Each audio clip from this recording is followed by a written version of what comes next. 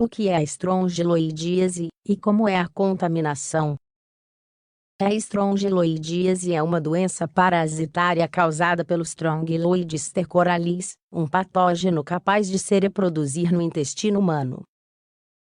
Embora a maioria dos casos seja leve, pode ser fatal em pacientes com um sistema imunológico deficiente. É um problema de saúde pública em países em desenvolvimento, embora existam focos da patologia em todo o mundo. Quer saber mais? Então, continue conosco. Quais são os seus sintomas? Um paciente com estrongiloidíase pode apresentar diversas manifestações clínicas, muitas delas inespecíficas. Portanto, o médico pode demorar para fazer o diagnóstico, a menos que o paciente seja proveniente de uma área endêmica.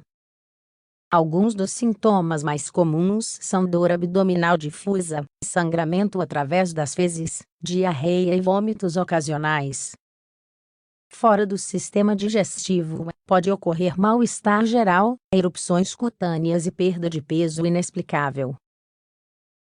Pessoas com algum grau de imunossupressão apresentam formas mais graves da doença. Discutiremos isso em detalhes mais tarde. O que causa a estrongiloidíase? A infecção pelo parasita Strongyloides stercoralis é o evento que dá origem à doença. Este tipo de micro-organismo é caracterizado por ter vários ciclos de vida, e a sua forma muda constantemente, desde que haja um ambiente ideal para sua reprodução. O surpreendente sobre o S. stercoralis é que ele pode se desenvolver dentro do corpo humano. Para que a infecção persista por meses ou anos, não é necessário que o paciente seja infectado continuamente, pois o parasita se reproduz no interior do organismo.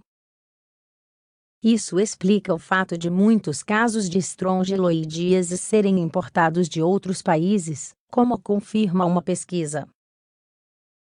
Isso está relacionado às mudanças nas condições de vida em ambientes rurais. No Brasil, a faixa de infecção varia de menos de 5% até 80%, sendo que essas variações ocorrem em função da idade da população estudada, e também em função das diferenças geográficas e socioeconômicas. As condições de vida precárias de uma grande parcela da população influenciam o aumento do desenvolvimento de infecções por parasitas intestinais. Fatores de risco. Fora do corpo humano, o parasita tem a capacidade de viver na terra. É encontrado com mais frequência em comunidades, onde os humanos tendem a defecar ao ar livre. A via de entrada mais comum no corpo é através da pele, quando as pessoas andam descalças em solo contaminado. A partir daí, o parasita passa para a corrente sanguínea e para o sistema respiratório. Este vai se mobilizando até a sua deglutição. Então, aloja-se no sistema digestivo, onde encontra as condições ideais para se reproduzir.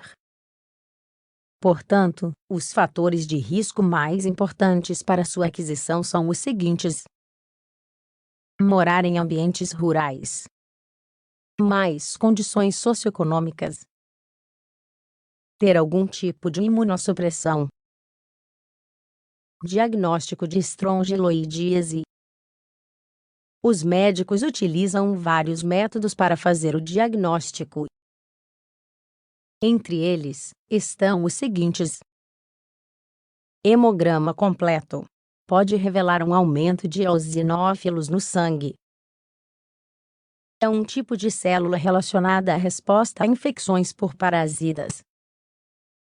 Exame de fezes. Embora muitas vezes possa ser negativo, existem técnicas específicas capazes de detectar o parasita. A mais eficaz é o método de Bayerman. ELISA é uma técnica de biologia molecular capaz de identificar anticorpos contra o parasita em amostras de pacientes. Tratamento disponível. Existem vários tratamentos específicos para a doença, embora em geral também seja necessário o controle de outras doenças capazes de causar imunossupressão em um grande grupo de pacientes.